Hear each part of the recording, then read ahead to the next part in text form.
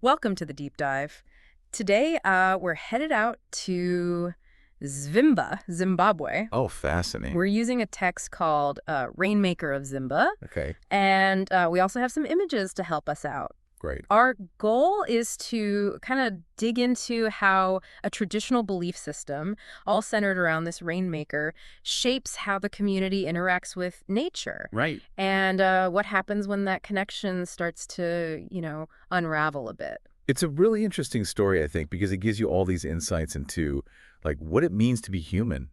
Okay. Because in Zvimba, they've got this like deeply spiritual connection to their surroundings. It goes way beyond just rain dances or superstition. Right. It's about this deep belief in the Mondoro. The Mondoro. Yeah, they're these ancestral spirits, but they're not just some distant gods. They believe these spirits actually control the rain, the harvests, like everything that keeps the village going.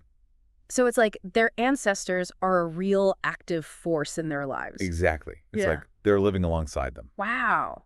And the Rainmaker, is he like their link to these Mondoro spirits? Precisely. Yeah. He's not just predicting the weather. Hmm. He's talking to these powerful spirits, figuring out what they want, and then guiding the village so they stay in balance with nature. It's a huge responsibility. It is. And the text really makes it clear how vital his role is. Think about it, that their whole existence hinges on agriculture. Right. Every single thing. Their survival depends on it. Imagine if your food, your well-being, all of it depended on how well you lived in tune with nature. It's like a completely different way of seeing the world. Exactly. It's their reality. Wow. And when that harmony is broken, when a drought hits, that's got to be terrifying. Oh, absolutely. And it's not just a practical crisis for them. It's a spiritual crisis. Right, because it means something's out of balance. So how do they make sense of that drought? What does it represent in their belief system? That's where the idea of sin comes in. Yeah. They don't just see a drought as bad luck. They see it as a direct result of some sin committed against these sacred elements. Sacred elements. Yeah, like nature, animals, even how they treat each other. Disrespecting any of that is huge. So it's about respect for all things. Exactly. So it's not just about praying for rain. It's about figuring out what wrong needs to be set right. You got it. And the Rainmaker, he holds the key to that. He does. And the whole rainmaking ceremony, it's this incredible mix of spiritual practice and social ritual. What's it like? Well, when a drought hits, the village elders, they can't wear white. Oh, why's that? They think it might anger the rain spirit. Oh, wow. So, dressed in other colors, they go to the rainmaker's house.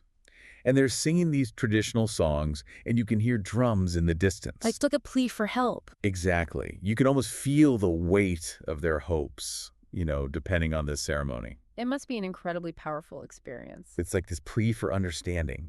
They're looking for forgiveness, a chance to start over. So the whole village goes to the Rainmaker's home. Yeah, and they don't just stay there. Afterwards, the whole village, they all head to the main shrine and pray together. Wow.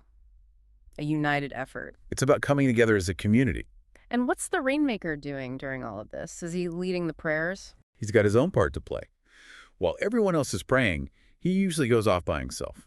Where does he go? Often it's somewhere secluded, like the well on his farm. Yeah. It's about him connecting directly with the rain spirit. That's where he believes the spirit reveals what needs to be done, what sin needs to be addressed. Exactly. He's like a bridge between the spirit world and the human world. It's a big responsibility. Huge. Something that struck me in the text is this phrase, "We are each other's keepers." It feels important. It's crucial to their entire worldview. It's like their environmental harmony is directly tied to their social responsibility. Right. It's all connected for them. If you harm nature, you harm your community. You Right. harm yourself. And vice versa. Yeah. If you harm someone in your community, it's like harming nature itself. It throws everything off balance. And that leads to things like droughts. Among other problems, yeah. And that's where the rainmaker's role becomes even bigger, right? He doesn't just point out the problem. He has to guide them on how to fix it. So once he knows what's out of balance, what happens next? How do they make things right? It's not about punishment, really. It's about making amends and restoring that harmony. Okay. The rainmaker, he tells the village what the transgression was, and then they have this fascinating process called Karipa. Karipa. Yeah, it's like a negotiation, a way of figuring out what needs to happen to set things right. Imagine it. The person who messed up, they sit down with the village elders. And And, if it applies, the family of the person they wronged. Then they talk. They have to figure out what the person needs to do to show they understand and want to make things right. So it's about taking responsibility for your actions. Absolutely. And is this Kuripa just a practical thing, or does it hold a deeper meaning for them? That's a really good question. It's interesting, right? It's rooted in that practical need to restore balance, but it goes beyond that. Often the compensation is something like livestock, Yeah. something really valuable to them. Because of their dependence on agriculture. Right. But it's more than just a transaction. It's about recognizing you did wrong and trying to make it right. Exactly. It's about healing those relationships in the community, and in doing so, healing that connection with nature too. Yeah. And what's fascinating is they believe that once that balance is restored, the rain will come that very same day. Wow. It's like a sign, like the spirits are saying, okay, we see you're trying to make things right. It's a really powerful connection they have between their actions and the natural world. It really is. Yeah. But the story takes this really interesting turn, right? Because then we meet the Rainmaker's descendants Right. and their relationship with these old traditions. Well, it gets complicated. It does. You see, the Rainmaker's son and grandson, they represent this shift, the pull of the modern world trying to hold on to the old ways. That clash is fascinating. It is. And the son, he loves his father, of course, but he's drawn to that city life, the promise of something different. Right. And as the Rainmaker is dying, he tries to warn his son about this. He calls it a curse of disbelief. A curse of disbelief. Yeah, but he can't quite explain it before he passes away. It's like this unfinished warning. Oh, wow. Do you think he knew deep down that his son wouldn't follow in his footsteps? It's hard to say. Maybe it was just a father's worry, that fear that his son would be tempted by the modern world and leave their traditions behind. Right. But whatever it was, the son ends up moving to Harar, starts a new life, far away from the village and everything his father stood for. And what about the grandson? Did he inherit that pull towards a different life? Oh, absolutely. But for him, it manifests as this ambition, this desire for wealth. He wants to be a businessman. That's quite a contrast from his grandfather, the Rainmaker. Yeah, and he's driven by this need to escape poverty, to make something of himself. He starts a furniture business, Okay. which, at first glance doesn't seem like a bad thing. But this is where we see that tension, that clash between ambition and tradition really come to a head. Because even a business like that can have unforeseen consequences, especially if it's driven by ambition, like you said. That's exactly it. His business is doing well, but to keep it growing, he needs more and more wood. Uh-oh. And he starts cutting down trees in his village, including some that were considered sacred, places where his ancestors connected with the spirits. Right. It's not just disrespectful, it's exploitation. Yeah, he's completely lost that connection his grandfather had. He's not done yet. He expands his business, starts taking resources from these tribal communities living deep in the forests. These are communities who rely on the forest for everything. Exactly. Their livelihood, their culture, their entire identity is tied to that land. And they're not going to just stand by and let him take it. Of course not. They resist. They fight back, trying to protect their home, their way of life. What happens? Well, the grandson, blinded by his greed, he does something truly horrific. He orders his men to get rid of the tribal community. Oh, no. It's a massacre. The very land that his grandfather considered sacred, drenched in blood. It's a brutal example of what happens when you abandon that principle of we are each other's keepers. It's devastating. And the rain spirit, it doesn't stay silent, does it? No, it doesn't. The rain comes down harder than it ever has. Floods rip through the land. It's like a reckoning. You could definitely see it that way. Like the spirits are cleansing the land of this terrible act. And for the grandson, there are very real consequences too. What happens? The authorities find out about his crimes. He's arrested. Everything he's built, his business, his wealth, it all disappears. He goes from this successful entrepreneur to nothing. And he's completely alone. His wife can't bear the shame, so she leaves him, takes their son. Oh, wow. Turns to alcohol, tries to drink away the memories, the guilt.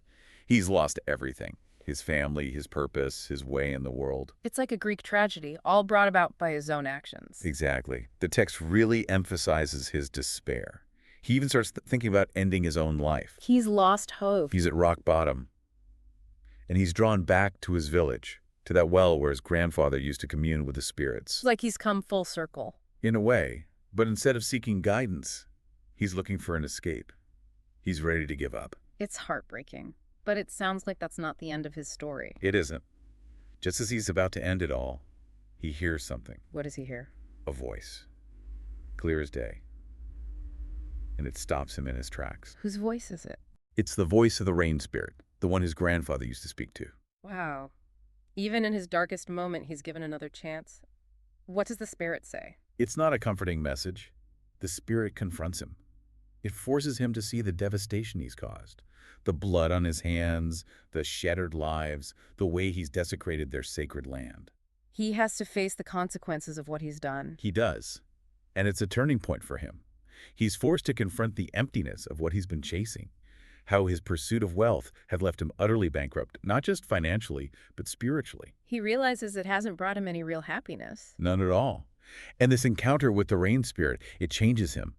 He realizes that real wealth isn't about possessions or status. It's about restoring that balance, reconnecting with nature and with his community. It's a powerful realization. It is. And from this point on, his journey becomes about redemption.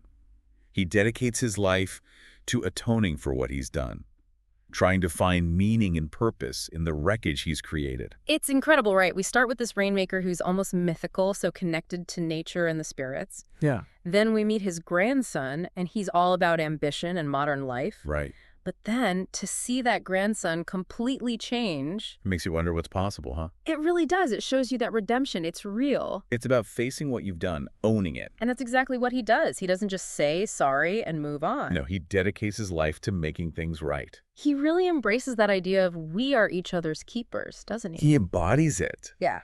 He goes to live with that tribal community he hurt, tries to really understand them, their respect for nature. It's amazing. And it's not just talk, He actually moves to their village, Whoa. uses whatever money he has left to build schools for their kids, to help families who've lost parents. He's a completely different person than the one who exploited them. Right. It's like a total transformation. What gets me is that it seems so genuine, Yeah. He's not just trying to make up for the past.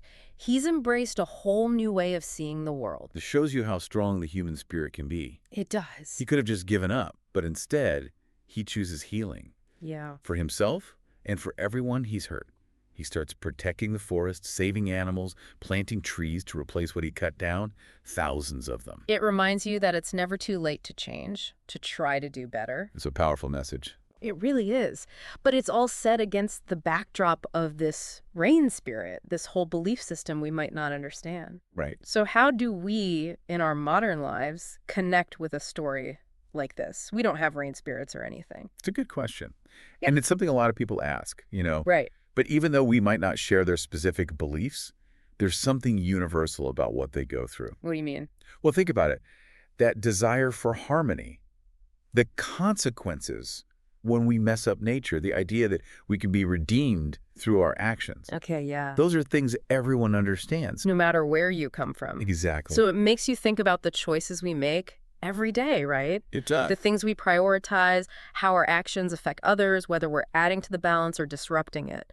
It's about recognizing that we're not separate from nature. We're a part of it. Right. And just like in the story, what we do matters. Our choices affect everything around us. Exactly. It's a lot to take in. It is. As we wrap up this deep dive, it's amazing to me how this story, from a completely different time and place, I know, right. it feels so relevant to what we're dealing with today. It's like the Rainmaker, the village, it all represents something bigger. Right. It's about how we treat the planet, the consequences of our choices, and the possibility of finding our way back when we've strayed.